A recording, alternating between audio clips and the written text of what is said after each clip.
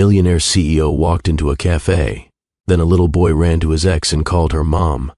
He froze. Chris Turcotte stepped into the cafe without meaning to. He noticed the bell above the door first, soft, almost polite. It rang once, then stopped. The sound felt smaller than the world he'd come from that morning. No urgency followed it. No one rushed to respond. He adjusted his coat and lifted his eyes. That was when he saw her. Tatiana Shields sat near the window, angled slightly toward the light, her posture relaxed in a way that made time feel optional. She was smiling at someone across the table, not carefully, not politely, but with ease, the kind of smile that didn't need approval or permission. Chris stopped walking. It had been years, enough years that he'd learned how not to think of her, enough years that her absence had become normal. Yet the moment his eyes found her, the distance collapsed. She hadn't disappeared after all. She was right there.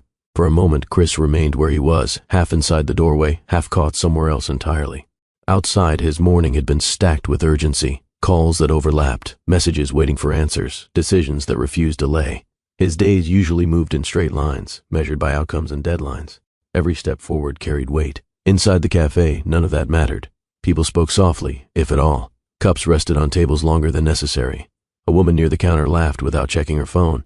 No one seemed concerned about being anywhere else. The contrast unsettled him. This place wasn't demanding anything from him. It wasn't asking for attention, speed, or control. It simply existed, steady and unbothered. And at the center of that calm sat Tatiana, comfortable, present, exactly where she was meant to be. Chris felt it then, the quiet discomfort of realizing how far his life had drifted from moments like this. The word reached him before the meaning did. Mom. It cut cleanly through the low murmur of the cafe, clear, bright, certain. Chris didn't react at first. His mind was still fixed on Tatiana, on the strange feeling of seeing someone who belonged to another chapter of his life sitting comfortably in the present. Then the sound settled. Mom. His attention snapped toward the voice just as movement crossed his peripheral vision. Small footsteps, quick, unrestrained, the kind that didn't hesitate or ask permission. Chris's breath caught, not from what he saw yet, but from what the word implied. Tatiana had never been a mother when he knew her. The realization landed softly, then all at once.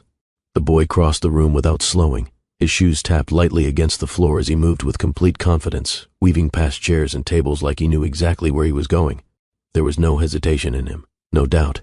He reached Tatiana and wrapped his arms around her waist. She laughed, soft, natural, and lowered herself immediately, as if this moment had happened 100 times before. One hand smoothed his hair back, the other steadying him as he pressed closer. I told you not to run, she said, the words gentle, almost amused. The boy grinned up at her, unconcerned. He held out a folded sheet of paper, proud and expectant. Chris watched the exchange in silence. It wasn't dramatic. That was what made it heavy. There was history in the way she touched him. Routine, care that didn't need thinking. Whatever this was, it wasn't new. Chris didn't move. Not forward, not back. Not even enough to pretend he was still deciding what to order. Something tightened in his chest, sudden and unfamiliar. His body reacted before his thoughts could catch up, like it recognized a truth his mind wasn't ready to face. This wasn't a coincidence he could ignore. This wasn't a harmless encounter. Tatiana wasn't just passing through his life anymore. She was rooted somewhere else now, and he was standing at the edge of it, uninvited, unsure, and very aware of how much had changed without him. Chris stayed where he was, watching a life that no longer waited for him. There was no anger in the moment, no accusation, just a quiet certainty that he was looking at something complete, something that had learned how to exist without his presence. It raised a question he hadn't prepared for. Not just about Tatiana, about himself. What do you do when the future you once discussed shows up, already lived by someone else? What do you do when the door you walked past years ago is no longer standing open, yet you can still see the light inside? The question lingered, unanswered, as Chris finally took a step forward. Chris had built a life that looked complete from the outside, the titles, the authority, the certainty that came with being listened to and relied on. He had learned how to move forward without looking back, how to measure progress in results instead of moments. But standing there watching Tatiana lean toward the boy, listening to her laugh settle naturally into the space between them, something became clear. Success hadn't erased what he left behind. It had only delayed the moment when it would stand in front of him again. This wasn't about jealousy or regret. It was about collision, between who he had become and what he had once let go of, between a life built on momentum and one built on presence. And for the first time in years, Chris didn't know which mattered more. Chris had always believed timing decided everything. You moved when the window opened. You committed when the moment was right. You kept going when hesitation threatened progress. That belief had guided every major choice he'd made, yet here he was, standing in a place he hadn't planned to enter, facing a moment he hadn't prepared for. Tatiana hadn't waited for him to return. Life hadn't paused for him to catch up. And still, something inside him asked a quiet, dangerous question. Not whether he could reclaim what was gone, not whether he deserved another chance, but whether a different choice, made now, could still matter. The question didn't demand an answer yet. It simply refused to leave. Before the moment could slip past him, before he could retreat into habit and distance, the story pauses just long enough to let you step inside it too. Whether you're here for the first time, or you've been listening along for a while, this is a story about timing, choices, and the quiet moments that change direction without warning. Stories like this don't rush. They don't shout. They unfold the way real life does, one decision at a time. Settle in.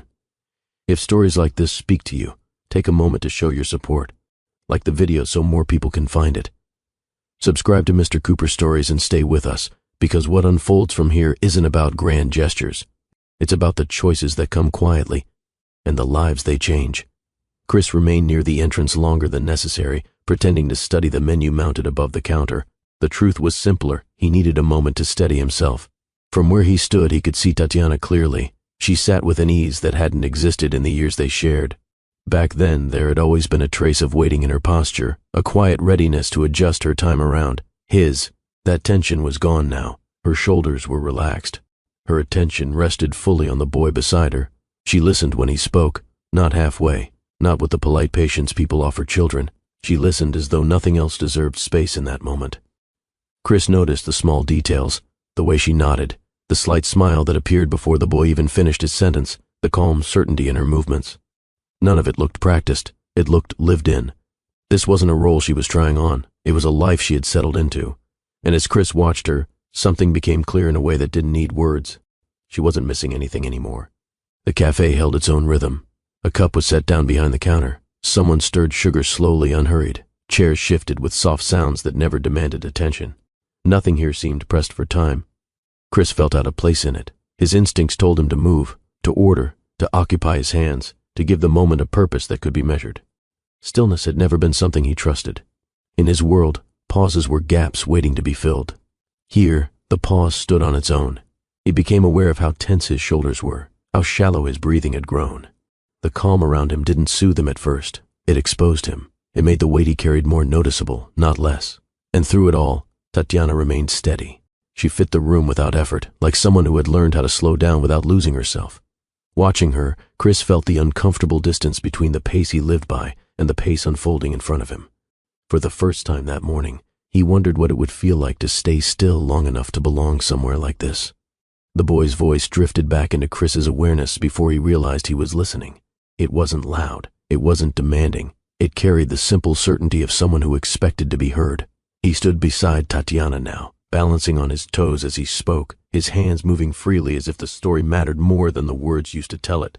Whatever he was explaining, it held his full attention, and hers. Tatiana leaned slightly toward him, eyes focused, expression open. She didn't interrupt. She didn't rush him along. She let him finish at his own pace. Chris noticed how naturally the boy filled the space beside her. There was no hesitation in him, no sense of needing permission to be close. He belonged there in a way that couldn't be rehearsed. Chris looked away briefly, then back again, as if expecting the scene to change. It didn't. Chris watched long enough to recognize the pattern. The boy reached for his cup without looking. Tatiana slid it slightly out of reach before it tipped, her movements smooth and automatic. He didn't protest. He simply adjusted and kept talking. Neither of them acknowledged the exchange. That was what caught Chris's attention most. These were not careful moments. They were practiced ones, the kind that form when two lives share space every day, when correction and care blend together without effort. Tatiana smiled at something the boy said, not wide, not performative, just enough to let him know she was with him. He seemed satisfied by that alone. Chris felt the weight of what he was witnessing settle slowly. This wasn't affection squeezed into spare time. This was routine, structure, presence repeated until it became invisible. And standing there, Chris understood something without needing it explained. This life hadn't been built in a rush. The boy noticed him suddenly, not with suspicion, not with curiosity sharpened by caution, just a straightforward glance, quick and open, as if Chris had always been there and was only now worth greeting. He tilted his head, studying Chris for a second longer than politeness required. Then he smiled. It wasn't wide or performative. It was small, satisfied, like a decision made and settled. Chris felt the shift immediately. Being seen had a way of changing the shape of a moment. He straightened slightly, unsure whether to return the smile or look away. The boy didn't wait for either. He turned back to Tatiana and continued talking, as if Chris's presence had already been accounted for and dismissed as harmless. That ease stayed with Chris. There was no guarding here, no sense of measuring him, just a quiet assumption that he belonged in the room as much as anyone else, and for reasons he couldn't explain that unsettled him more than distance ever could. Tatiana sensed him before she looked up. It showed in the smallest pause, barely a breath, before her attention shifted. When her eyes met his, there was no surprise in them. No tension, no guardedness, just recognition. "Chris," she said. His name landed gently, spoken the way one speaks something familiar without needing to test it. "Tatiana," he replied, his voice lower than he intended. Nothing else followed, no explanations, no catching up compressed into nervous words. The space between them held steady, neither inviting nor rejecting. The boy glanced from her to Chris, then back again, as if connecting pieces without urgency. Tatiana rested a hand lightly on the table, grounding herself. She didn't move away from the boy. She didn't shift toward Chris either. She stayed exactly where she was. And in that stillness, Chris felt the truth of it. She wasn't bracing for him anymore. Whatever history they shared no longer dictated how she stood in the present. She had learned how to meet him without losing herself. The boy broke the quiet without hesitation. He looked at Chris again, this time with more focus, as if curiosity had finally caught up with him. "Who's he?" he asked, his voice clear and uncomplicated. There was no challenge in it, no caution, just a question that expected an answer. Tatiana didn't rush to fill the space. That pause, brief but noticeable, caught Chris's attention. It wasn't uncertainty, it was consideration. She glanced at him once, then back to the boy. "An old friend," she said. The words were simple, chosen carefully. They carried history without opening it. Chris felt their weight settle, not sharply, but firmly. The label didn't push him away, yet it didn't pull him closer either. It placed him exactly where he belonged in that moment, acknowledged but not centered. The boy nodded, accepting the answer without further thought. Chris realized then that this wasn't his story to define anymore. He could only step into the space offered to him, nothing more. And strangely, that felt honest. The boy studied Chris again, this time with purpose. He looked from Chris to the empty chair beside the table, then back up, as if the solution to something had just presented itself. "You can sit here," he said, already reaching for the chair and pulling it out slightly.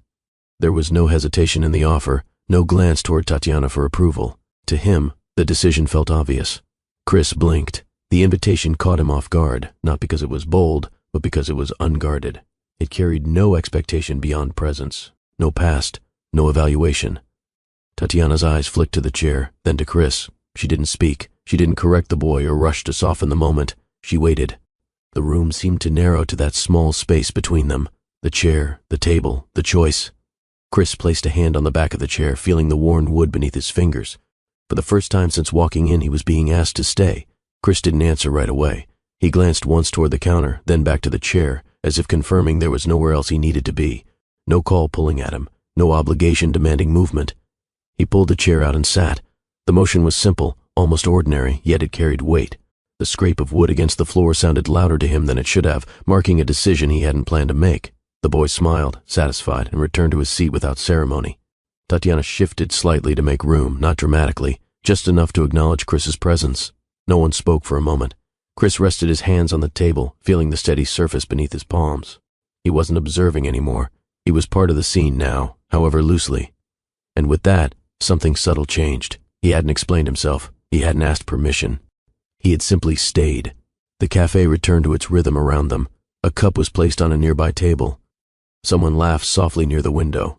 Life continued without acknowledging the quiet weight of what had just happened. Chris listened as the boy resumed talking, his voice steady, his words spilling out without concern for order. Tatiana responded easily, her attention moving between the boy and the moment in front of her, never strained, never divided. No one asked Chris why he was there. No one questioned how long he would stay. And that was when it settled. This wasn't an interruption. It wasn't a confrontation. It was an opening. Chris realized he hadn't been invited back into the past. He had been allowed into the present, one small choice at a time. The chair beneath him felt solid. The table grounded him. The space no longer felt borrowed. For the first time in a long while, he wasn't thinking about what came next. He was already here. Chris didn't remember the exact moment when things between them had started to shift. There hadn't been a single argument or a clear breaking point, no dramatic scene he could replay and blame. The change had arrived quietly, the way distance often does, slow enough to ignore, steady enough to matter. Back then, his days were already filling up. Meetings stretched later, calls replaced dinners, plans were postponed, then forgotten. Each decision felt reasonable on its own, small enough not to question. Tatiana had been there through it all, not standing in his way, not demanding explanations, just adjusting at first, believing that patience would be rewarded, that the pace would eventually slow. It never did, and without either of them naming it, the space between them began to grow. They met during a season when everything still felt possible. Chris was driven even then, but the weight of responsibility hadn't settled on him yet. His ambition was sharp, focused, but it hadn't learned how to crowd out the rest of his life. He spoke about ideas more than outcomes, plans more than control. Tatiana noticed that first. She was grounded in a way that didn't compete with his energy. Where he pushed forward, she steadied. Where he imagined, she listened. Their conversations stretched easily, unmeasured by time, filled with questions instead of conclusions. They met often at places like the Café, quiet spaces where nothing demanded urgency. They talked about work, about where they wanted to be, about what kind of life felt worth building. At that point, none of it felt rushed. They believed there would always be time. In the beginning, being together felt easy. They didn't need elaborate plans to enjoy each other's time.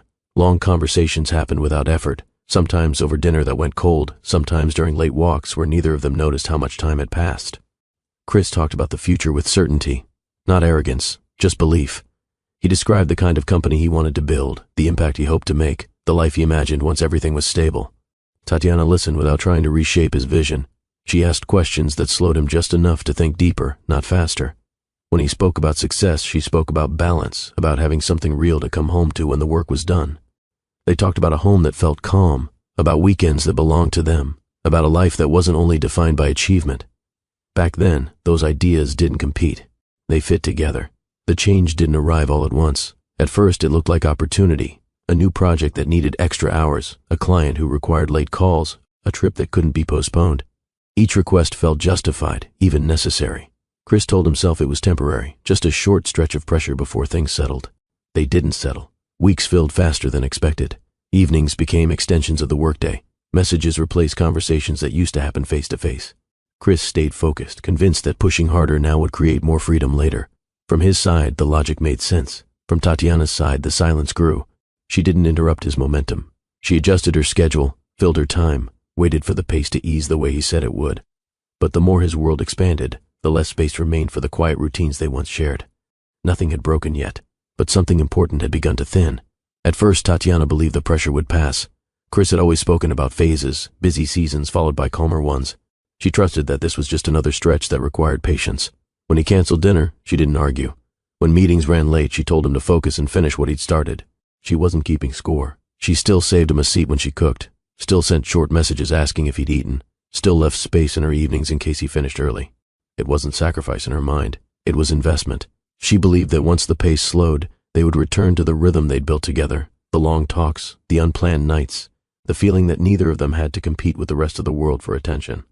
So she waited, not with frustration, with faith, and for a while that faith was enough to hold the distance in place without letting it break.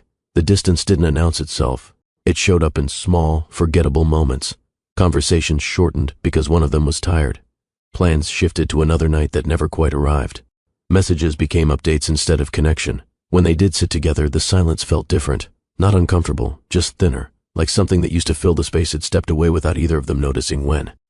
Chris often had his attention split, one part of him still somewhere else, thinking through problems, replaying decisions, preparing for what came next. He was present but not fully there. Tatiana noticed, though she rarely pointed it out. Instead, she adjusted again. She spoke less when he seemed distracted. She chose easier topics. She let moments end sooner than they used to. Nothing was wrong enough to confront. But something important was no longer being protected. And slowly, without conflict, the closeness they once relied on began to loosen. Over time, their talks lost their depth. What used to stretch late into the night, ideas, plans, small stories from their day, began to shrink into quick exchanges between obligations. Questions turned practical. Answers became efficient. How was your day? Busy? Did you eat? Nothing was harsh, nothing was cold, just brief.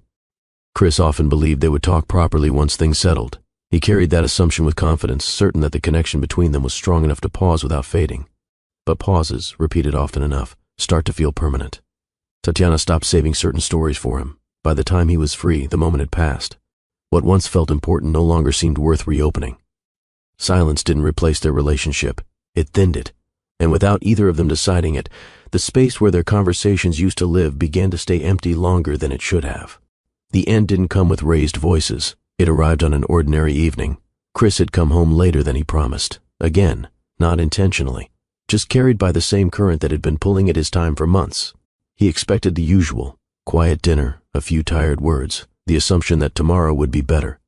Tatiana was already packed, not dramatically, no scattered clothes, no rushed movement, just a small suitcase by the door, zipped and waiting. She stood beside it, calm in a way that made the moment feel settled long before he walked in. "I can't keep waiting for a life that never has room for me," she said. There was no anger in her voice, no accusation meant to wound, just clarity. Chris searched for something to say, something that would slow her down, buy time, promise change. But every response sounded late, even in his own head. She didn't argue. She picked up the suitcase, paused long enough to meet his eyes, and then walked out. The door closed softly behind her, and just like that, the relationship ended the same way it had been fading, quietly, without a scene. In the days that followed, there were no dramatic messages, no long arguments, no attempts to reopen what had already been decided. Tatiana didn't leave to punish him. She left because staying had begun to erase parts of her she didn't want to lose: her time, her calm, the sense that her life could move forward instead of waiting in place. When she spoke to him once more, it was brief and steady. "I hope you build everything you're working toward," she said. "I just can't build it from the sidelines anymore." There was no bitterness in the words. If anything, there was care, quiet, respectful, final. Chris understood then that this wasn't a reaction to one bad night or one missed promise. It was the result of many small moments, adding up until the direction became clear. She wasn't leaving because she stopped caring. She was leaving because she cared enough about her own life to keep it moving. And that made it harder to argue with. The memory faded the same way it had surfaced, without warning. Chris found himself back in the cafe, the low hum of conversation replacing the quiet of that old apartment. The table in front of him was solid beneath his hands. Across from him, the boy was still talking, his voice steady and light. Tatiana listened, just as she had before. Nothing in her expression suggested the past was pressing against the present. She wasn't guarded. She wasn't distant. She simply existed where she was, fully anchored in the life she had built since then. Chris glanced down at the coffee in front of him, untouched. He wrapped his fingers around the cup, feeling the warmth that had been there the whole time, unnoticed. For a second he considered saying something, about the past, about the years in between, but the moment didn't ask for it, so he didn't. Instead, he let the silence sit naturally between them, no longer heavy, just honest. When he finally stood to leave, there was no dramatic goodbye, just a small nod, a quiet "I'll see you around," spoken without expectation. As he stepped back toward the door, the bell chimed once more. This time the sound followed him out, and for the first time since walking in, Chris carried something unfamiliar with him. Not regret, awareness. 2 weeks passed before Chris came back. At least that was what he told himself. The decision hadn't been planned. It arrived quietly at the end of a long morning when his schedule opened for the first time in days. His driver asked where to head next, and the answer came out before he examined it. Maple and 3rd. By the time the car stopped, he had already built a reasonable explanation in his mind. He was nearby. The coffee was decent. It was convenient. None of it was entirely true. When he stepped inside, the bell greeted him with the same soft note. The room felt unchanged, steady in a way that made his return seem less like an interruption and more like a continuation. His eyes moved instinctively toward the window. Tatiana wasn't there. Chris felt a brief, unexpected drop in his chest, small but noticeable. He told himself it didn't matter. He ordered anyway, took his coffee, and chose a seat that gave him a clear view of the door without making it obvious. He stayed longer than necessary, long enough to realize that he hadn't come for the coffee at all. 2 weeks passed before Chris returned. At least that was the version he repeated to himself. The morning had been heavy, with decisions, numbers, approvals, voices waiting on his answer. When the last meeting ended earlier than expected, his driver glanced at him through the rearview mirror. "Office?" the man asked. Chris hesitated. For a second he almost said yes. That would have been the normal choice, the efficient one. Instead he looked out the window, watching familiar streets slide past. "Maple and 3rd, he said. The words came out calmly, as if they had been planned all along. The driver nodded. "The café?" "Yeah," Chris replied after a brief pause. "Just for a few minutes." By the time the car pulled over, he had already built a simple explanation in his mind. He was nearby, the place was quiet, he could take a call there if needed. None of those reasons were the real one. The bell above the door chimed as he stepped inside. The warmth met him first: coffee, baked bread, the low murmur of people who weren't in a hurry. The same calm from before settled around the room, unchanged, unbothered by his return. Chris's eyes moved toward the window without thinking. The seat was empty. He stopped for half a second, more affected than he expected. A barista looked up from behind the counter. "Morning. What can I get started for you?" "Black coffee," Chris said, then added, "Almost out of habit, please." "Coming right up." He waited, hands resting lightly on the counter, listening to the quiet sounds of cups and steam. When the cup was placed in front of him, he nodded. "Thanks. You're welcome," she said with an easy smile. "First time here?" Chris glanced toward the window again. "No," he answered. "Not exactly." He took the coffee and chose a seat that gave him a clear view of the door without making it obvious. From there he could see the entrance, the counter, the same table where Tatiana had sat before. Minutes passed. He checked his watch once, then set his phone face down on the table instead of opening it. A couple walked in, then a man in a suit, no one he recognized. Chris lifted the cup, took a sip, and realized he hadn't come for the coffee at all. He stayed anyway. Longer than necessary. Long enough to admit, quietly, without saying it out loud, that he was hoping the door would open again. Chris told himself it was coincidence the next time he came back. That visit happened 3 days later. This time he didn't wait for a gap in his schedule. He created one. Shift the noon call, he told his assistant over the phone. Move it to later. There was a brief pause on the other end. "That meeting's been locked in all week." "I know," Chris said calmly. "Just move it." When the call ended, he already knew where he was going. The bell chimed again as he stepped inside. The same barista looked up and recognized him with a small nod. "Back again?" Chris gave a polite half-smile.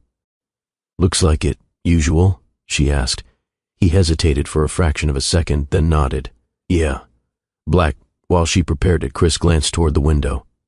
Empty. This time the disappointment didn't surprise him. He took his coffee and sat in nearly the same place as before. From here he could see the entrance clearly. Anyone walking in would pass directly through his line of sight. He told himself he was just taking a break. 5 minutes passed, then 10. A group of college students laughed near the counter. Someone dropped a spoon and apologized. The room carried on with its quiet rhythm. Chris checked his phone, opened an email, then closed it again without finishing. He wasn't here for work. The door opened. His attention lifted immediately, too quickly to hide. But it wasn't her, just an older couple stepping inside, shaking off the cool air. Chris leaned back in his chair, exhaling slowly, almost amused with himself. "You're wasting time," he muttered under his breath. Yet he didn't stand. Instead, he took another sip of coffee that had already cooled and stayed right where he was. Because somewhere between the first visit and this one, the truth had shifted. This wasn't coincidence anymore. He was coming back on purpose. Chris returned again the following week, this time later in the afternoon, when the light through the windows had softened and the cafe felt even quieter than usual. The bell chimed as he stepped inside. He barely had time to scan the room before a familiar voice cut through the low hum. "Hey!" Chris turned. Jaron stood near the counter, one hand resting on the edge as if he had been waiting for his order. His face lit up with easy recognition, the kind that comes without hesitation. "You came back," the boy said, like it was the most natural thing in the world. Chris felt an unexpected warmth settle in his chest. "Looks like I did," he replied. Jaron nodded, satisfied, then pointed toward the window. "Mom's getting napkins. She'll be right back." Chris followed the direction of his finger. Tatiana stood a few steps away, speaking briefly with the barista. She hadn't noticed him yet. Jaron stepped closer, lowering his voice slightly as if sharing something important. "I told her you might come again." Chris raised a brow. "You did?" "Yeah," Jaron said simply. "You seemed nice." The honesty in it made Chris smile. Genuine, unguarded. "Thanks," he said. "I'll try to keep that reputation." Jaron grinned, clearly pleased with himself. At that moment, Tatiana turned. Her eyes met Chris's across the room. There was a brief pause, not tense, not awkward, just recognition settling into place again, softer this time. Jaron glanced between them, then announced with quiet pride, "See? I told you." Tatiana exhaled a small laugh, the kind that carried acceptance more than surprise. And just like that, Chris wasn't the man who had walked in weeks ago. He was someone expected. Tatiana took a step toward them, napkins still in her hand. "Chris," she said, her tone calm, neither surprised nor distant. "Tatiana." The exchange was simple, but it carried less weight than before, like something that had already settled during the time between visits. Jaron looked between them, satisfied that the introductions were no longer necessary, then returned to his drink as if the moment required no further supervision. "You've been coming here more often," Tatiana said. Chris gave a small nod. "Seems that way. Busy schedule finally giving you a break?" she asked, not sharply, just curious. "Something like that," he replied. "Or maybe I'm just learning to make one." She studied him for a second, measuring the difference between words and truth. Whatever she saw didn't alarm her. "That's new," she said quietly. Chris let out a faint breath that almost passed for a laugh. "Yeah, it is." There was no accusation in her posture, no protective distance. But there was awareness. She wasn't assuming anything. She was simply observing. Jaren slid his cup across the table, accidentally nudging it too far. Tatiana caught it before it tipped, her hand steady. "You okay there?" she asked him. "Yeah," he said, unfazed. Chris watched the exchange, the ease, the reflex, the way she returned her attention fully to the moment without effort. When she looked back at him, her expression had softened slightly. "You can sit if you want," she said, gesturing to the empty chair. "We're not in a hurry." It was practical, and somehow that made it feel more genuine. Chris pulled the chair out and sat, this time without hesitation. Jaren watched him with open curiosity, the way children do when they've already decided someone is safe but still want more information. "You work a lot," Jaren said suddenly. Chris blinked. "That obvious? You dress like my principal," the boy replied matter-of-factly. Tatiana pressed her lips together, trying not to laugh. Chris glanced down at his tailored coat, then back at Jaren. "I'll take that as a compliment." "It is," Jaren said. "He's important." "Good to know," Chris replied, playing along. "I've always wanted to be compared to a principal." Jaren nodded, satisfied with the exchange, then reached for his backpack. "I drew something," he announced, pulling out a folded sheet of paper. He opened it carefully and turned it toward Chris. "This is our house." The drawing was simple, straight lines, a wide roof, 3 stick figures in front. Chris leaned in slightly. "That's solid architecture." Jaren grinned. "Mom says it's cozy. It looks like it," Chris said. Tatiana glanced at him, noticing the way he didn't rush the moment or turn it into a joke at the boy's expense. He treated the drawing like it mattered, because to Jaren, it did. "You good at drawing?" Chris asked. "I'm getting better," Jaren said confidently. "Mom says practice makes things easier." "That's true," Chris replied. "Works the same way with almost everything." Jaren seemed to consider that, then nodded like he'd just learned something useful. The conversation drifted into small topics: school, favorite breakfasts, whether pancakes were better with syrup or honey. Nothing heavy, nothing forced. Chris found himself relaxing into it without effort. For once, there was no performance required, no decision waiting on him, just a boy talking, and a table that didn't ask for anything else. Jaren slid off his chair a moment later. "I'm gonna get a cookie," he announced, already halfway standing. "Walk," Tatiana said gently. "I am walking," he insisted, then slowed his steps just enough to make it technically true. Chris watched him reach the counter, start a very serious conversation with the barista about which cookie was less crumbly. Tatiana followed his movement with her eyes until he was settled. Then she spoke. "He's adopted," she said quietly. Chris turned back to her, giving her his full attention. "I met him while volunteering," she continued. He didn't talk much at first, just stayed close, watched everything. There was no dramatic weight in her voice, just memory. "One day he asked if I was coming back the next week," she said. "I told him yes." A small smile touched her lips. "He started saving a seat for me after that." Chris glanced toward the counter, where Jaren was now carefully carrying a plate with both hands, concentrating like the task required absolute precision. "You changed his life," Chris said. Tatiana shook her head slightly. "He changed mine, too." The word settled between, and without needing emphasis. Chris studied her, not the way he used to, searching for what she needed, but with a quieter understanding. The steadiness he'd noticed before made sense now. This wasn't something she had stepped into casually. It was something she had chosen fully. Jaren returned, placing the plate down with visible pride. "No crumbs," he announced. "Impressive," Chris said. Tatiana smiled at the boy, then back at Chris, her expression open, unguarded, and for the first time, the picture in front of him felt complete. Not something temporary, something real. Chris leaned back slightly in his chair, eyes resting on Jaren as the boy broke his cookie in half with careful focus. There was a time when a moment like this might have stirred something sharper, questions, comparisons, the quiet urge to measure what could have been. That feeling didn't come. Instead, he found himself studying the ease between them, the way Jaren instinctively angled the plate so Tatiana could take a piece if she wanted, the way she thanked him like it mattered. "You're good together," Chris said, the words simple and unforced. Tatiana glanced at him, gauging whether there was anything beneath the statement. There wasn't. "He makes it easy," she replied. Jaren looked up, mouth half full. "I heard that." Chris smiled. "You were supposed to—" The boy nodded, satisfied, and returned to his cookie. Chris rested his hands on the table, feeling a quiet clarity settle in. Whatever place he once held in Tatiana's life wasn't something he could compare or compete with now, and strangely, he didn't want to. This wasn't about replacing anything. It was about recognizing what already existed. "You did something good," he said to her. Tatiana held his gaze for a moment, then gave a small appreciative nod, not dramatic, just sincere. The air between them stayed calm, no tension, no guarded edges. The conversation tapered off without anyone forcing it to continue. Jaren focused on finishing his cookie, carefully brushing crumbs into a neat pile like it was part of the task. Tatiana sipped her coffee, her posture relaxed, one arm resting lightly on the table. Chris sat with them, hands loosely folded, no longer searching for something to say. The silence that settled wasn't awkward. It felt earned. A few months earlier, he would have filled the space, checked his phone, offered an update about work, steered the moment towards something productive. Now he simply stayed where he was, listening to the quiet sounds around them. Jaren hummed softly to himself while he worked on the last bite. Tatiana watched him with a faint smile that came and went without effort. Chris noticed how natural it felt to be included in a moment that didn't require him. No one was performing, no one was impressing anyone. They were just sharing the same table. After a while, Tatiana glanced at him. "You don't look like you're in a rush," she said.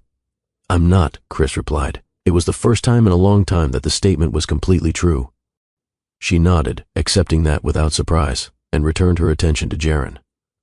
The quiet remained, steady, comfortable, unforced.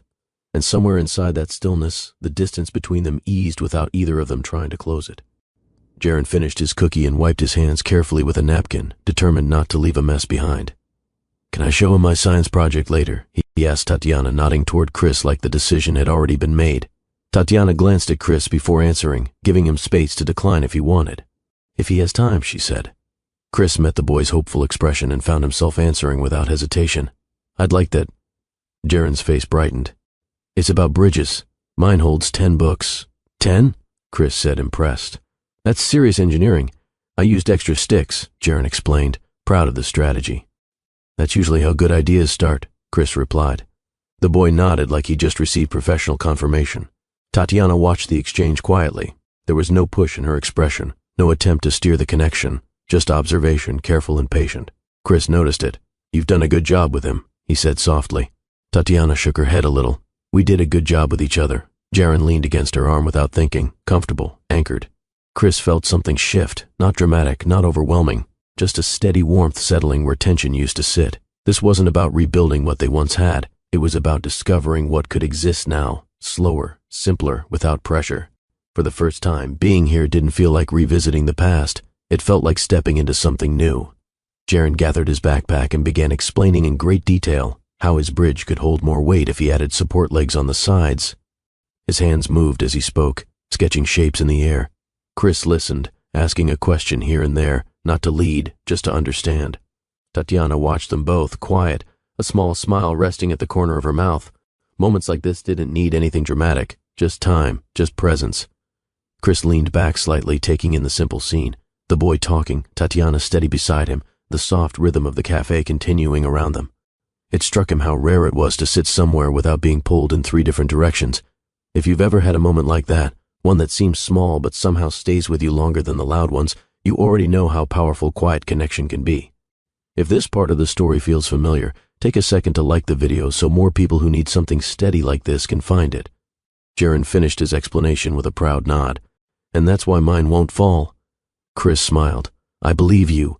Tatiana lifted her cup slightly, eyes warm, and without anyone announcing it, the 3 of them sat there, no rush, no pressure, just sharing a table that somehow felt more natural with each passing minute. The afternoon settled into that slow, comfortable hour when the cafe thinned out. Most of the earlier crowd had left. Chairs sat empty near the window, and the steady hum of conversation had softened into scattered voices that rose and fell without urgency. Chris arrived a few minutes before them this time. He chose a table without checking his watch, set his phone face down, and let himself sit without filling the space with emails or messages. The habit to reach for it was still there, but weaker than before. The bell chimed. Jaren walked in first, pushing the door open with both hands like it required effort. "I got here before you," he announced the moment he spotted Chris. "Looks like you did," Chris said, smiling. Tatiana followed behind him, brushing a loose strand of hair back as she stepped inside. When her eyes met Chris's, her expression held that same calm recognition. No surprise anymore, just familiarity. "You're early," she said. "So are you," he replied. Jaren dropped into his chair and immediately began unpacking something from his bag. "I brought the bridge," he said, placing it carefully on the table like it was fragile equipment. Chris leaned in. "This the upgraded version?" "Stronger," Jaren confirmed. "Way stronger." Tatiana sat across from them, watching the two with quiet attention. She didn't interrupt. She didn't guide the conversation. She simply let the moment unfold. Chris noticed something as he adjusted one of the small wooden supports on the model. No one here expected anything from him. No decision, no performance, no urgency, just presence, and for the first time in longer than he could remember, that felt like enough. After a few minutes of proudly demonstrating how the bridge could hold the weight of 2 stacked notebooks, Jaren looked toward the counter. "They have muffins today," he said, already halfway out of his seat. Tatiana raised a brow. And I should probably check if the blueberry ones are still there," he replied with complete seriousness. Chris hid a smile. "Walk," Tatiana reminded gently. "I am walking," Jaren said, then slowed just enough to prove his point as he headed toward the display case. He began studying the options like a careful inspector, hands behind his back, reading each label as if the choice required strategy. The distance gave the table a quieter space, not empty, just private. Tatiana wrapped her hands around her cup, letting the warmth settle into her palms. For a moment she watched Jaren, making sure he was fine, then her attention returned to Chris. The noise of the room faded into the background. No urgency, no pressure, just 2 people sitting across from each other with enough stillness to actually speak. Chris rested his forearms lightly on the table, posture relaxed in a way that would have felt unfamiliar months ago. Neither of them rushed to fill the silence. It wasn't avoidance, it was timing. The kind that arrives when a conversation finally has space to be honest. Tatiana watched Jaren for another second, making sure he was fully absorbed in choosing between 2 muffins. Then she looked back at Chris. "You don't owe us anything," she said. The words were gentle, offered, not pressed. Chris didn't answer right away. There was no accusation in her tone, no hint that she expected something in return for the time he'd been spending with them. If anything, it sounded like permission, an open door he wasn't required to walk through. "I know," he said quietly. She studied his face, not searching for guilt, just checking for honesty. "I mean it," she continued. "You don't have to keep coming here because of the past." Chris held her gaze. "I'm not," he replied. The response was simple, but it carried weight. Across the room, Jaren finally chose a muffin and lifted it carefully like he'd secured something important. Tatiana followed the movement with her eyes, then returned her attention to Chris. The moment between them remained steady, calm, unforced. No one was trying to rewrite what had already happened. They were only acknowledging what existed now. Chris exhaled slowly, fingers resting against the edge of the table. "I know you waited," he said. The words weren't rushed. He didn't dress them up or soften them with explanations. Tatiana didn't interrupt. "You gave me more time than I ever admitted," he continued. "I kept thinking I'd fix the balance once things settled." A faint, knowing look crossed her face, not bitter, just familiar. "They never did," she said. "No," Chris agreed. "They didn't. There was no need to revisit every missed dinner or every quiet night that stretched too long. The truth sat between them without needing details. I thought pushing harder would buy us freedom later," he added. "I didn't realize what it was costing in real time." Tatiana's hands remained wrapped around her cup, steady. "I understood why you were working," she said. "I just couldn't keep living in the pause." Chris nodded once. "That's fair. No defense, no attempt to reframe the past, just acknowledgement, clear, direct, and late, but honest." Across the room, Jaren laughed at something the barista said, the sound light and unburdened. The contrast didn't sting, it clarified. Chris looked back at Tatiana. "I should have seen it sooner," he said. She held his gaze, then gave a small nod. Not absolution, not blame, just recognition that he finally did. Chris sat with the silence for a moment longer, letting what he'd said settle without trying to soften it. "I'm sorry," he said. Nothing followed, no explanation about pressure, no list of reasons, no attempt to prove he had meant well. Just the words, placed carefully and left alone.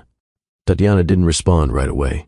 She watched him the way someone does when they're deciding whether a statement is meant to close a conversation or finally tell the truth. You don't have to say that because you're here, she said quietly. I'm not, Chris replied. I'm saying it because it's true. Her expression shifted, subtle, but real. Not surprise. More like the release of something that had been held in place for a long time. I waited for that once, she admitted. I know, he said. No promise followed. He didn't try to turn the moment into a new beginning or a grand correction. The apology stood on its own. Across the room, Jaren was still carefully carrying his muffin back, both hands steady, focused on not dropping a single crumb. Tatiana glanced toward him, then back at Chris. Thank you, she said. It wasn't forgiveness offered dramatically. It was acceptance, quiet, measured, enough. And for the first time since they'd started talking about the past, the air between them felt lighter, not erased, just no longer held tight. Jaren reached the table and set the muffin down like he was completing a careful delivery. No damage, he announced proudly. Impressive handling, Chris said. Jaren nodded, satisfied, then focused on peeling the wrapper with full concentration. The brief interruption gave the moment space to settle. When the boy became absorbed in his task, the quiet returned, lighter this time. Tatiana looked at Chris, her tone calm but direct. You seem different. Chris didn't deflect. I am, he said, no attempt to dress it up, no claim that everything had changed overnight. I used to think being needed everywhere meant I was doing something right, he continued. Now I'm realizing I was just never anywhere long enough. Tatiana listened without stepping in. I'm not trying to fix what already happened, he added. I just don't want to keep repeating it. There was no urgency in his voice, only clarity. She studied him for a moment, measuring the difference between intention and habit. Consistency matters more than good intentions, she said. I know, Chris replied. That's what I'm working on. No promises, no dramatic declarations, just two people speaking plainly, without the old pattern of one explaining and the other waiting. At the edge of the table, Jaren broke his muffin in half and slid one piece toward Tatiana without looking up. Share, he said simply. She smiled and took it.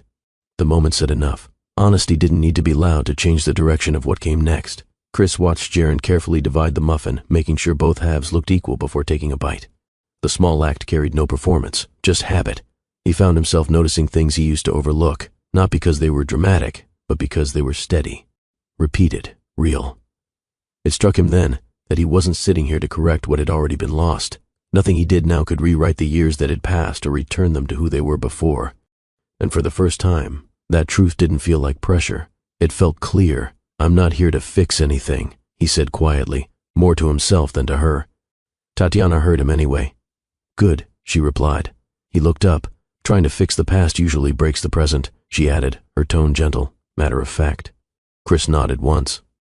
I'm here because I want to be, he said. That's it. No grand intention behind it. No hidden agenda. Just choice. Jaren glanced up briefly. You're here because the muffins are good, he said with full confidence. Chris smiled. That too. The boy accepted that explanation and returned to eating. Chris leaned back slightly, letting the moment settle. For the first time since walking into this cafe weeks ago, he understood something with quiet certainty. He wasn't chasing what used to exist. He was deciding to stay where he was, fully, without dividing his attention, and that decision felt lighter than any promise he'd ever made. The conversation didn't end. It softened. Jaren finished his muffin and began explaining, with complete seriousness, how his teacher said bridges fail when the middle part gets lazy. He demonstrated with 2 pencils and a napkin, building a tiny example on the table. Chris leaned in, following the explanation like it mattered. So the support has to be here? He asked, pointing. Yeah, Jaren said. Or it bends. Tatiana watched the exchange, quiet, attentive, not stepping in, not guiding it. Her posture had shifted without announcing it. She wasn't measuring Chris anymore. She was including him. Can I see the upgraded version next time? Chris asked. Jaren nodded immediately. I'll make it stronger. Deal. Tatiana met Chris's eyes for a brief second. The look carried something new, not nostalgia, not caution, recognition that he wasn't just passing through. You've been consistent, she said. Chris didn't rush to respond. I'm trying to be. She gave a small nod, accepting the effort without praising it too quickly. The space between them felt different now, less like 2 people revisiting an old story, more like 3 people sharing the same one, slowly, without pressure to define it. Jaren pushed the pencil bridge toward Chris. Don't break it. I won't, Chris said, steadying it with one finger. Tatiana smiled faintly at the scene, the kind that comes when something begins to feel reliable again. not because of promises but because of repeated presence. Nothing dramatic had happened, and yet something had clearly shifted. Chris set the pencil bridge back on the table, careful not to disturb the small structure Jaren had built. For a moment he simply watched the two of them, Tatiana listening, Jaren explaining something new with the same earnest focus. It became clear in a way that didn't need words. This wasn't a second attempt at the life they once planned. That version had ended quietly years ago, and nothing happening here was trying to recreate it. There were no rushed gestures, no emotional shortcuts pretending time hadn't passed. What existed now was different, slower, more honest, built without expectations. Chris felt the shift inside himself, subtle but steady. He wasn't measuring what he'd lost anymore. He was noticing what was in front of him. Jaren looked up suddenly. "You're listening for real?" "I am," Chris said. The boy nodded, satisfied, as if that was the only requirement. Tatiana caught the exchange and held Chris's gaze for a brief second. There was understanding there, not of the past, but of the present. Nothing about this moment needed to be labeled. It just needed to be lived, and that realization changed the weight of everything that had come before. The afternoon light shifted across the table, inching slowly toward the window. No one rushed to leave. Jaren began packing his bridge back into his bag with careful hands, making sure none of the small supports bent. Tatiana gathered the empty cups, stacking them neatly to the side. Chris stayed seated, watching the simple routine unfold. There was a time when he would have filled this moment with plans, suggesting dinner, promising to call, outlining what came next. That instinct rose briefly, then faded. This didn't need to be pushed forward. It only needed to be continued. "You coming back this week?" Jaren asked, tightening the zipper on his bag. Chris glanced at Tatiana, then back at the boy. "Yes," he said. "I am." No flourish, no big declaration, just a clear answer. Tatiana held his gaze for a second, reading the difference between intention and habit. Whatever she saw, she accepted with a small nod. "Same time?" she asked. "That works," Chris replied. Jaren slung the bag over his shoulder, satisfied. "Good. I'll bring the stronger version." Chris smiled. "I'll be ready." They stood together, pushing chairs in, the movement uncoordinated but natural, 3 people leaving the table they'd shared without needing to define what it meant yet. As Chris stepped toward the door, he noticed something quietly certain settle inside him. He wasn't returning out of guilt. He wasn't chasing what used to be. He was choosing, deliberately, to show up again. And that choice, simple as it seemed, set the direction for everything that would follow. Monday morning returned with its usual pressure. Chris stepped into his office to find the day already stacked. Back-to-back meetings, 3 priority calls, and a presentation waiting for final approval. His assistant stood near his desk with a tablet in hand. "Your 9 o'clock move to conference room B," she said. "Legal needs 15 minutes before the board call." Chris set his briefcase down and looked at the schedule. Every block was filled. A month ago he would have nodded and started moving. One task rolling straight into the next, no gaps, no questions. Today he didn't.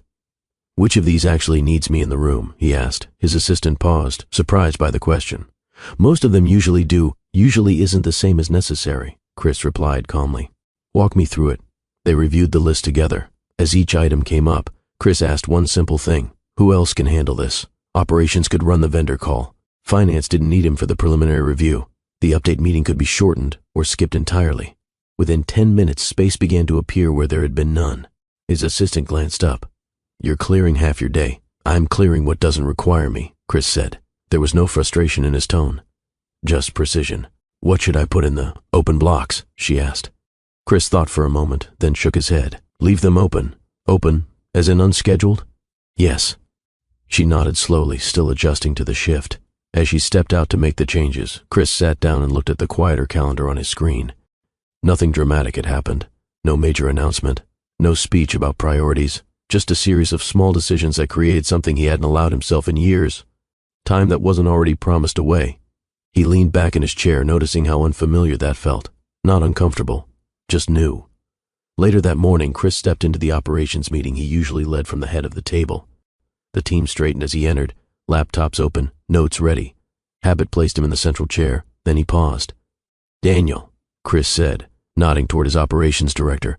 "You run this one." Daniel blinked. "You want me to present the rollout?" "You've been managing it for weeks," Chris replied. "You know it better than I do right now." A few people exchanged quick glances. Chris almost never handed off control once he was in the room. Daniel hesitated. "You sure?" Chris pulled out a chair along the side instead of the head. "Completely." The shift was small, but everyone felt it. Daniel moved to the front, clearing his throat before starting. As he spoke, his confidence grew. Details came faster, decisions sharper. The team responded to him directly instead of looking to Chris for approval after every point. Chris listened without interrupting. Once or twice, someone turned toward him out of reflex. He simply nodded toward Daniel, redirecting the question back where it belonged. The meeting ended earlier than usual. As people gathered their things, Daniel approached him. "You didn't have to stay," he said. "I could have handled it." "I know," Chris replied. "That's the point." Daniel considered that, then gave a small, appreciative nod. Back in his office, Chris noticed something he hadn't expected. Nothing had fallen apart, no crisis, no missed detail. The work had moved forward, smoothly, without him steering every step. For years he had carried the assumption that being responsible meant being present for everything. Now he was starting to see the difference between leadership and control, and letting go, even a little, created more than efficiency. It created room. By midweek, the invitations started stacking up again. Strategy review, partner lunch, a networking dinner that had been on his calendar for months. Chris stood by his desk scrolling through the list while his assistant waited for instructions. "This dinner with Westbridge," she said, pointing at the screen. "They specifically asked for you." Chris read the note, then looked at the time. Thursday evening. The same evening he'd told Jaren he'd come by the cafe. He exhaled quietly. "Who else can represent us?" he asked. "Daniel could," she said. "Or Lisa." "Send Daniel," Chris replied. His assistant hesitated. "They might be disappointed." "Possibly," Chris said, "but they'll still get what they need." She nodded and made the change. Another notification popped up, an internal review that usually ran long. "Decline that one," Chris added. "You never skip those," she said before she could stop herself. Chris gave a small, knowing smile. "I used to attend everything just in case something needed me. And now I'm trusting the people I hired." She updated the calendar, the list shrinking with each decision. When she finished, she looked up. "You've got your evening clear." Chris glanced at the open space on the screen. It didn't feel like lost opportunity. It felt intentional. "Good," he said simply. After she left, he sat for a moment, aware that each declined invitation came with a trade-off. Less visibility, fewer chances to steer every outcome personally. For years that would have felt risky. Now it felt necessary, because for the first time, he wasn't measuring his value by how many rooms he occupied, but by the ones he chose on purpose. Thursday came without fanfare. Chris simply left the office on time. His assistant looked up as he passed her desk. "Heading out?" "Yeah," he said. "I'm done for today." She checked the clock, mildly surprised. It was earlier than his usual exit. "Everything covered?" she asked. "It is." He didn't explain where he was going. He didn't need to. The drive across town felt different when it wasn't squeezed between calls. The city moved at its normal pace, people crossing streets, storefronts closing for the evening, lights warming in windows as dusk settled in. When he stepped into the cafe, the bell greeted him with its familiar note. Jaren spotted him first.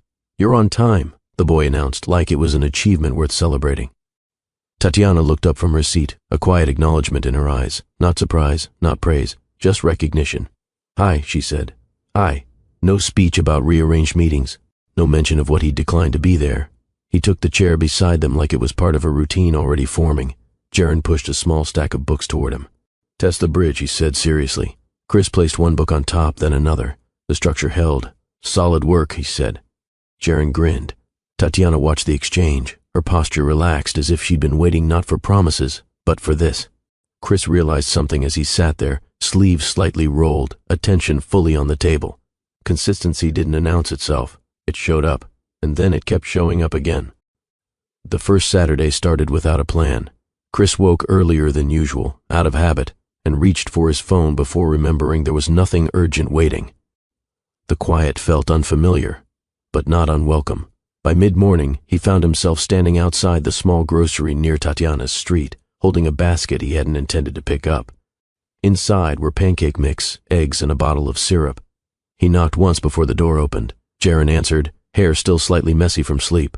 "You came early," he said, surprised but pleased. "I figured mornings are better for important projects," Chris replied, lifting the bag. "Pancakes?" Jaren asked, eyes lighting up. "Pancakes." From the kitchen, Tatiana called, "Who is it?" "Backup chef," Jaren announced. She stepped into view, pausing for half a second when she saw Chris, more taken off guard by the normalcy of the moment than by his presence.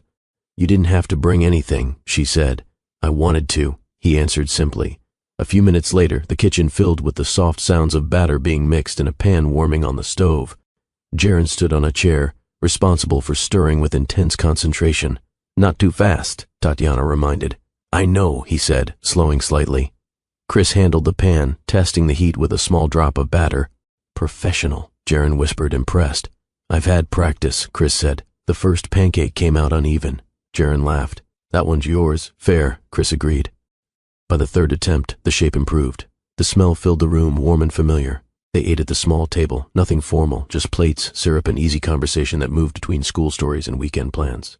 No one checked the time. At one point, Jaren declared, Saturday pancakes should be a rule. Tatiana glanced at Chris, then back at the boy. That's a good rule. Chris nodded. I can work with that. It wasn't a grand moment, just breakfast. But as laughter slipped easily between them, it became something more. A routine beginning to take shape without anyone needing to define it. And routines, Chris realized, were built the same way trust was, by showing up again next week. The next Saturday, Chris arrived with only a small bag of groceries. No grand surprise. No attempt to outdo the week before. Just eggs, milk, and a fresh bottle of syrup because the last one was nearly empty. Jaren opened the door again, already smiling. You remembered. I said I would, Chris replied. This time the process felt smoother. Jaren climbed onto his chair without being told. Tatiana set out plates while Chris heated the pan, movements falling into place like they'd practiced them for years. Your flip is better, Jaren observed as the second pancake landed neatly. Repetition helps, Chris said. Tatiana glanced at him. That applies to more than cooking. I'm starting to notice, he replied. They didn't rush breakfast. Between bites, Jaren talked about a class project and how his teacher said he asked too many questions. That's usually a good sign, Chris said. Means you're paying attention. I am, Jaren insisted. After they finished, Chris stood to rinse the dishes without being asked. You don't have to, Tatiana said. I know, he answered. I'm already here. It wasn't a big gesture, just a small, steady one. No attempt to impress. No effort to earn credit. By the time he left, there were no promises about next time. No dramatic goodbyes. Just, same day next week? Jaren asked. Chris nodded. Same day. As he walked back to his car, Chris realized something that would have frustrated the version of him from a year ago. Nothing about this was intense. No sweeping changes, no dramatic declarations, just repetition. And that repetition, quiet, reliable, was doing more than any grand effort ever had. That evening, as Chris prepared to leave, Jaren ran ahead to grab his backpack from the living room. The front door stood half open, letting in the cooler air from outside. Tatiana stepped closer, lowering her voice so it wouldn't carry. I need to be honest about something, she said. Chris nodded. Okay, I'm not looking for big promises, she continued. I don't need plans mapped out months ahead. Her tone stayed calm, steady, not defensive. What matters to me is consistency, she said. Showing up when you say you will, not disappearing when work gets loud again. Chris didn't interrupt. I'm not asking for perfection, she added. Just reliability. The words landed without pressure. They weren't a test. They were a boundary, clear and respectful. Chris met her gaze. That's fair, he said. You should expect that. She studied his face, searching for any hint of automatic reassurance or quick agreement meant to smooth the moment. There wasn't any. I mean it, he continued. If I say I'll be somewhere, I will. From the hallway, Jaren called out, I found my shoes. Tatiana's attention flicked briefly toward the sound, then back to Chris. A small nod followed. Not approval, not relief. Just acknowledgement that the expectation had been heard. Okay, she said. No emotional swell. No dramatic pause. Just a clear line drawn, and respected. Chris rested his hand lightly on the doorframe, considering her words before answering. I won't pretend I can control every emergency, he said. There will still be days that get complicated. Tatiana nodded once. I understand that, but complicated isn't the same as disappearing, he continued. If something changes, I'll say it. I won't just go quiet. There was no attempt to sound impressive, just a clear line he was willing to hold himself to. I'm not trying to promise everything will be smooth, he added. I'm just choosing not to vanish when it isn't. Tatiana watched him for a moment, weighing the difference between confidence and honesty. That's enough, she said. From down the hall, Jaren appeared, backpack slung over one shoulder like he was preparing for a trip. You leaving already? He asked. For tonight, Chris replied. Jaren frowned slightly. Next Saturday still happening? It is, Chris said. The boy accepted that answer and nodded, satisfied. Tatiana stepped back, giving Chris space to head out. The moment didn't carry any dramatic emotion, just a quiet understanding that expectations had been set and answered. As Chris reached for the door, he realized something subtle but important. He hadn't tried to win the moment, he had simply told the truth about what he could and would do. And that felt stronger than any promise he used to make too quickly. The next few weeks settled into a steady rhythm. Chris didn't announce his visits anymore, he simply arrived when he said he would. Saturday mornings meant pancakes or waffles, depending on Jaren's latest preference.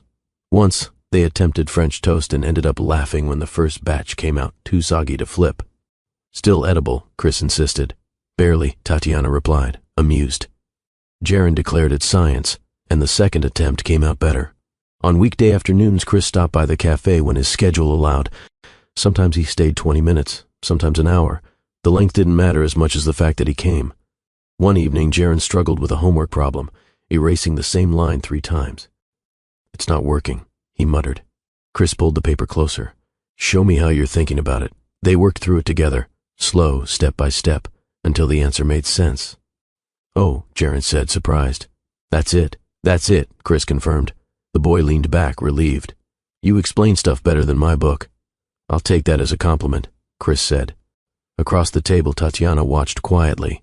She didn't step in, didn't correct, just observed the patience in Chris's tone, the way he stayed present even when the process took longer than expected. Nothing about these moments was dramatic. No big declarations, no sudden changes, just repeated proof, showing up, listening, staying until things were finished. Trust didn't arrive all at once. It built the way routines do, through small actions that kept matching their words, and with each week that passed, Chris noticed something shift. He was no longer being observed to see if he'd disappear. He was being included because he hadn't. Jaren was already half asleep on the couch, curled into the corner with a blanket pulled up to his chin. The television played softly in the background, volume low enough not to disturb the quiet. Tatiana adjusted the blanket around him, brushing a hand gently across his hair before stepping back. "He fought sleep for 20 minutes, she said in a hushed voice. A faint smile crossed her face. They moved toward the door together, careful not to let it creak. The hallway light spilled in softly from outside. For a moment, neither of them spoke. There was no tension in the silence, only the calm that comes after a day that went exactly the way it needed to. "You've been consistent," Tatiana said at last. She studied him, not searching for promises this time, just acknowledging what had already been proven. Chris nodded once.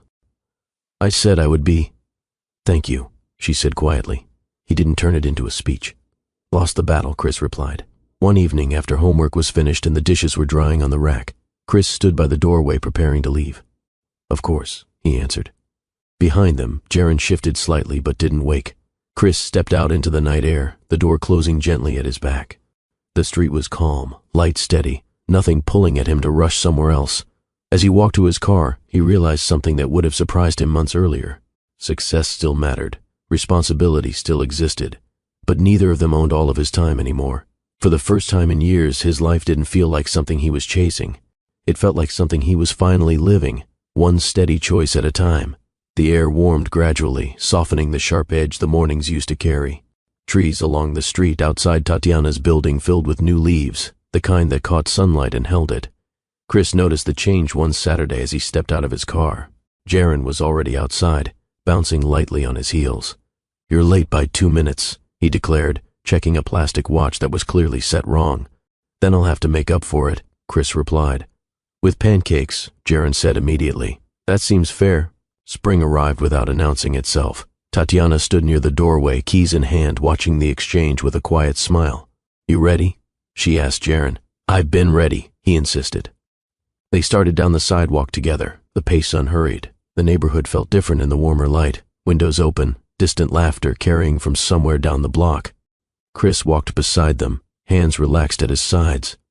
Nothing about the morning was dramatic, no milestone, no announcement, just a steady sense that something had shifted over time, like the season itself, without needing a single defining moment. Jaren kicked a small pebble ahead of him as they walked. "Are we going to the cafe after?" he asked. Tatiana glanced at Chris. "If that works," she said. Chris nodded. "It does." Chris slowed slightly, matching Tatiana's pace. For a moment, neither spoke. They didn't need to. The quiet between them no longer carried history. It carried comfort. They turned the corner toward Maple and 3rd, the cafe coming into view at the end of the block. Jaren spotted it first. There it is, he said, pointing like it had been a destination worth tracking all morning. The building looked the same, narrow windows, the familiar wooden door, the small bell visible through the glass.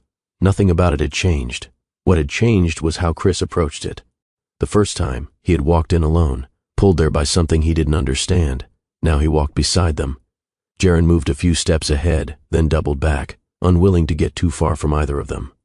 Race you to the door, he said. You'll win, Tatiana replied. I know, he said confidently, then jogged forward anyway. Chris watched him reach the entrance and grab the handle with both hands, waiting, this time, until they caught up before pulling it open. After you, Jaren said, holding the door wide. Tatiana laughed softly. Such manners. Chris stepped closer, pausing just outside for half a second. The last time he'd stood here, he'd been unsure whether to stay or leave. Now there was no hesitation. He nodded toward Jaren. Lead the way. The bell chimed as the door opened, and instead of stepping into a memory, Chris walked in beside the life that had grown while he learned how to be present enough to meet it. The bell's soft chime barely finished before Jaren slipped past them, already scanning the room. Window table, he called, spotting the open spot like it was a prize.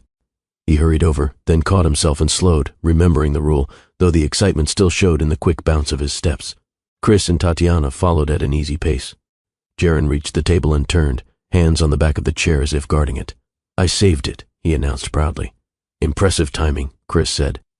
I've been practicing, Jaren replied with a grin. Tatiana set her bag down and brushed a hand over the tabletop, a familiar gesture that seemed to settle the space. The same window, the same light, but the feeling around it had changed.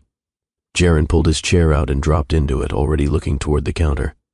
Do they still have the chocolate muffins? He asked. We can check, Tatiana said.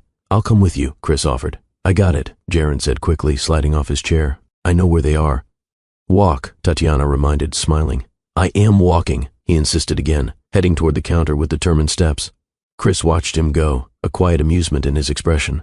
The sound of Jaren's light footsteps, the low hum of the cafe, the sunlight resting across the table. It all carried an ease that didn't need effort. For a moment, nothing else mattered. Just the simple, unguarded joy of a boy who already believed this was exactly where they were supposed to be. As Jaren studied the display case with intense focus, the table grew quiet again. Sunlight rested across the surface, warming the edge near where Chris's hand lay. Tatiana shifted slightly in her chair, turning toward him. For a second, neither spoke. Then her fingers moved, hesitant only in the sense that the moment mattered, and rested lightly over his hand. It wasn't dramatic, just a gentle squeeze. Chris looked down, then back at her. There was no question in her expression, no demand for reassurance, only a calm recognition of everything that had changed between them, not overnight, not through promises, but through weeks of simply showing up. Funny, she said softly, how life brings you back when you're finally ready to stay. Chris held her gaze, the weight of the words settling without pressure. I think I had to learn how, he replied. Across the room, Jaren's voice floated back toward them as he asked the barista a very serious question about which muffin had the most chocolate. Tatiana smiled faintly at the sound, then looked at Chris again. There was no rush in the moment, no need to define what came next, just a quiet certainty that whatever this was now, it was built on something stronger than what they once had. Chris didn't pull his hand away. This time, he didn't hesitate. Jaren turned from the counter with a small plate in his hands, concentrating the way he always did when he didn't want to spill anything. I got the chocolate one, he announced as he walked back toward the table. Chris and Tatiana both looked up. Jaren set the plate down carefully, then glanced between them, first at Tatiana, then at Chris, as if checking that they had seen his success. You guys are slow, he said with a playful shake of his head. Tatiana laughed softly. We were talking about muffins, he asked. Something like that, Chris replied. Jaren slid into his chair, then paused, studying them again, this time with the quiet certainty children carry when something feels obvious. Mom, he said, nudging the plate toward Tatiana. She reached for it automatically. Then he looked at Chris. And Dad, do you want the bigger piece? The word landed without hesitation. No build-up, no doubt. Just said the same way he would say any other truth. Tatiana froze. Her hands stopped halfway to the plate, eyes shifting toward Chris, surprised, searching, unsure whether to correct the moment or let it pass. The cafe noise continued around them. Cups, low conversation, the steady hum of an ordinary day. Chris didn't react with shock. He didn't rush to fix it. He simply looked at Jaren, then at Tatiana, and let a quiet smile settle in. Sure, he said gently. I'll take the bigger piece. The tension eased. Jaren nodded, satisfied that the distribution was fair, and broke the muffin in half with careful attention. Tatiana exhaled slowly, the surprise in her expression softening into something warmer, something that didn't need to be named yet. No one corrected the word. No one explained it. The moment was allowed to exist exactly as it was, simple, unforced, and quietly significant. And for the first time, it didn't feel like something fragile. It felt natural. The moment didn't turn into a scene. Jaren focused on dividing the muffin as evenly as possible, satisfied once both halves looked the same. He pushed one toward Tatiana, the other toward Chris, then took a small bite from his own piece like the task had been successfully completed. Conversation in the cafe continued around them, ordinary, steady, unchanged. Tatiana's hand rested near Chris's again, not gripping, just close enough to feel the warmth between them. She glanced at him once, a quiet question in her eyes.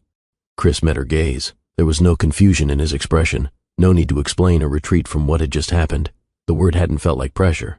It had felt like direction. He picked up his half of the muffin and took a small bite, as if accepting the moment the same way Jaren had offered it, simply, without ceremony. Jaren leaned back in his chair, satisfied. See? Perfect split. Perfect, Chris agreed. Tatiana let out a soft breath, the last trace of surprise easing into a calm smile. She didn't correct Jaren. She didn't rush to define anything. She just stayed. Chris looked around the cafe, the same windows, the same light, the same bell above the door that had once marked a moment of hesitation. Now there was none. He wasn't standing at the edge of someone else's life anymore. He was part of what was unfolding, present, steady, and certain in a way that didn't require a promise to prove it. Jaren slid off his chair. Can we come here again next week? Chris glanced at Tatiana. She nodded once. We can, he said. No pause, no second guessing. Just an answer that matched the life he had been choosing, week after week. Outside, spring light rested against the glass, warm and clear. Inside, the three of them remained at the table a little longer, no rush to leave, no need to fill the silence with anything more. This time, when the moment settled, Chris didn't wonder whether he should stay. He already had. If this one stayed with you for a reason, take a second to let me know in the comments what part felt most real to you. And if you enjoy stories that value presence over noise, consider subscribing to Mr. Cooper Stories. There's more waiting for you here.